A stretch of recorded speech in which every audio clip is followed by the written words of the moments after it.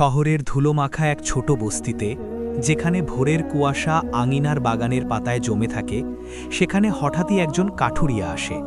তার বয়স প্রায় ৩০-এর কাছাকাছি, চেহারা পরিচ্ছন্ন, কিন্তু চোখে আছে এক ধরনের অভ্যস্ত চঞ্চলতা।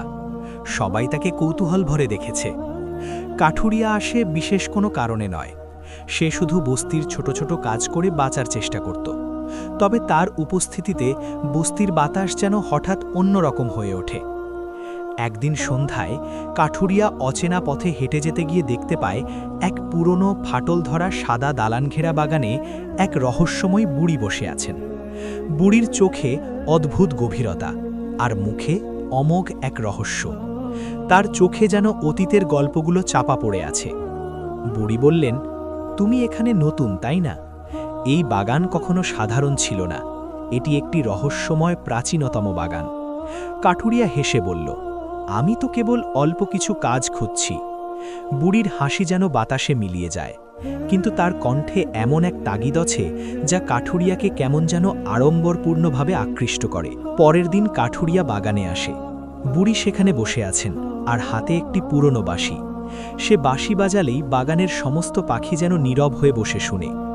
কাঠুরিয়া হঠাৎ বুঝতে পারে এই বুড়ি সাধারণ কেউ নয়। বুড়ি বললেন, যে গানগুলো আমি বাজাই তা শুধুই পাখিদের জন্য নয়। যারা শুনতে পারে তারা নিজের অতীত ও ভবিষ্যতের ছায়া দেখতে পায়, আর অনেক উপকৃত হয়। কাঠুরিয়া অবাক হয়ে বলল, আপনি কি ভবিষ্যৎবাণীও বলে দিতে পারেন? বুড়ি নিঃশব্দে শুধু হাসলেন। বাগানের পেছনে একটি ছোট ঘর, যেখানে ধুলো জমেছে, কিন্তু দেয়ালে অদ্ভুত চিত্র আঁকা। কাঠুরিয়া কাছে গিয়ে চিত্রগুলো দেখল, যেন পুরনো গল্পগুলো জীবন্ত হয়ে ওঠে। ঘরের প্রতিটি কোণায় এক একটি পুরনো গল্প লেখা। সে আরও সামনে অগ্রসর হতে লাগল। সেখানে সে দেখতে পেল আরেকটি বাড়ি। বাড়ির পাশে একটি কূপ রয়েছে। কূপটি অনেক পুরনো। বুড়ি বললেন, যারা সত্যিকারের আগ্রহী তাদের জন্য এই বাগান নতুন দিগন্ত খুলে দিতে পারে, কিন্তু প্রতিটি জিজ্ঞাসার একটি মূল্য আছে। কাঠুরিয়া প্রতিদিন বুড়ির কাছ থেকে নতুন কিছু শেখে। একদিন বুড়ি একটি গল্প শুরু করলেন, যা বস্তির প্রবীণরা কখনো বলেনি। এ বাগানের জমি ছিল একবার ধনী পরিবারের, কিন্তু তাদের লোভ আর বিশ্বাসঘাতকতার কারণে একদিন সব ধ্বংস হয়ে গেল। আমার কাজ হলো এই বাগানকে সঙ্গীত ও স্মৃতির মাধ্যমে জীবিত রাখা। কাঠুরিয়া মুগ্ধ হয়ে শোনে। তিনি বুঝতে পারেন এই বুড়ি শুধুই একাকী নয়, তিনি সময়ের ধারক। বাগানের প্রতিটি ফুল, পাতা, শিকড় সবই তার গল্পের অংশ। বুড়ি হেসে বললেন, তুমি যদি সত্যিই শিখতে চাও তবে আমাকে প্রশ্ন করতে হবে, কিন্তু প্রশ্নের সাথে সততা রাখতে হবে। মিথ্যে মনে করলে বাগানের বাতাসও তোমাকে ঠকাবে। কাঠুরিয়া প্রতিজ্ঞা করল, আমি সত্য বলবো, আমি শিখতে চাই। সেই দিনটা ছিল অদ্ভুত নীরব। বাগানের পাখিরা যেন স্বাভাবিকের তুলনায় কম ডাকছিল। বাতাসেও ছিল এক ধরনের ভারী স্থিরতা। কাঠুরিয়া যখন বাগানে ঢুকল, তখন সে বুঝতে পারল আজ কিছু একটা বদলাবে। বুড়ি আভের মতোই বসেছিলেন, কিন্তু তার হাতে বাঁশি নেই। চোখ দুটি গভীর, যেন অনেক দূর থেকে ফিরে এসেছেন। তিনি ধীরে বললেন, তুমি অনেক দিন ধরে শিখছ, কিন্তু আজ সময় এসেছে মূল্য দেওয়ার। কাঠুরিয়ার বুকের ভেতরটা হঠাৎ ধক করে উঠল। কিসের মূল্য? বুড়ি সরাসরি তার চোখে তাকালেন। প্রতিটি জ্ঞান, প্রতিটি সত্য কিছু না কিছু বিনিময় চায়। তুমি জানতে চাও এই বাগানের প্রকৃত শক্তি? জানতে চাও তোমার নিজের ভবিষ্যৎ? কাঠুরিয়া কিছুক্ষণ চুপ করে রইল। তার মনে পড়ে গেল সেই সব দিন, ক্ষুধার্ত সকাল, নির্ঘুম রাত, আর অজানা এক টান যা তাকে বারবার এখানে নিয়ে এসেছে। সে ধীরে বলল, আমি জানতে চাই, কিন্তু আমি হারাতে চাই না। বুড়ির ঠোঁটে হালকা হাসি ফুটল। যে মানুষ সব রাখতে চায় সে কখনো কিছু পায় না। বাগানের পেছনের সেই ছোট ঘরটির দরজা হঠাৎ কোকিয়ে খুলে গেল। ভেতর থেকে এক ধরনের ঠান্ডা হাওয়া বেরিয়ে এলো, যেন বহুদিনের জমে থাকা স্মৃতি একসাথে নিঃশ্বাস ফেলল। বুড়ি ইশারা করে বললেন, ওই ঘরে যা আছে তা তোমার জন্যই অপেক্ষা করছে, কিন্তু মনে রেখো, একবার ভেতরে ঢুকলে ফিরে আসার পথ আর আগের মতো থাকবে না।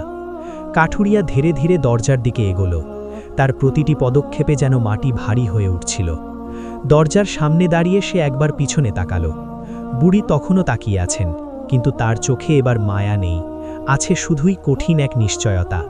কাঠুরিয়া দরজার ভেতরে পা রাখল, আর ঠিক তখনই দরজাটা ধীরে ধীরে নিজের থেকেই বন্ধ হয়ে গেল। দরজাটা বন্ধ হতেই কাঠুরিয়া বুঝতে পারল এই ঘরটা বাইরের বাগানের মতো নয়। এখানে বাতাস ভারী, নিঃশব্দতা যেন শব্দের থেকেও বেশি জোরে শোনা যায়। ঘরের চারপাশে দেয়াল জুড়ে বড় বড় আয়না, কিন্তু সেগুলো সাধারণ আয়না নয়, প্রতিটিতে আলাদা দৃশ্য ভেসে উঠছে। কাঠুরিয়া একটির সামনে গিয়ে দাঁড়ালো। সে দেখল একটা ছোট ছেলে মাটির ঘরে বসে কাঁদছে, পাশে তার মা অসুস্থ হয়ে শুয়ে আছেন। হঠাৎ সে থমকে গেল। এটা তো তার নিজের শৈশব। তার বুকটা কেঁপে উঠল। আরেকটি আয়নায় তাকাতেই সে দেখল সে নিজেই একটু বড় হয়েছে, বন্ধুর সাথে মিলে কারো কাঠ চুরি করছে। মুখে হাসি, কিন্তু চোখে লুকানো ভয়। কাঠুরিয়া ফিসফিস করে বলল, আমি তো এটা ভুলে গিয়েছিলাম। ঠিক তখনই পেছন থেকে বুড়ির কণ্ঠ ভেসে এলো, মানুষ যা ভুলে যায় তাই তাকে সবচেয়ে বেশি নিয়ন্ত্রণ করে। কাঠুরিয়া ঘুরে দাঁড়ালো, কিন্তু বুড়ি কোথাও নেই। কণ্ঠ শুধু বাতাসে ভাসছে। সে সামনে এগোলো। একটি বড় আয়নায় এবার সে তার ভবিষ্যৎ দেখল। সে একা, বৃদ্ধ হয়ে গেছে। চারপাশে অনেক টাকা, ভালো ঘর, কিন্তু কেউ নেই পাশে। তার চোখ হঠাৎ ভিজে উঠল।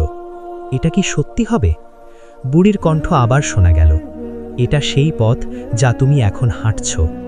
ঘরের মাঝখানে তখন একটি কাঠের বাক্স দেখা গেল, যা আগে ছিল না। বাক্সটির উপর খোদাই করা, একটি স্মৃতি দাও, একটি ভবিষ্যৎ বদলাও। কাঠুরিয়া হাঁটু গেড়ে বসে বাক্সটির দিকে তাকিয়ে রইল। তার মনে পড়ছে তার মায়ের শেষ হাসি, তার একমাত্র সত্যিকারের ভালোবাসা, আর তার নিজের স্বপ্নগুলো। বাক্সটি যেন নিঃশব্দে অপেক্ষা করছে।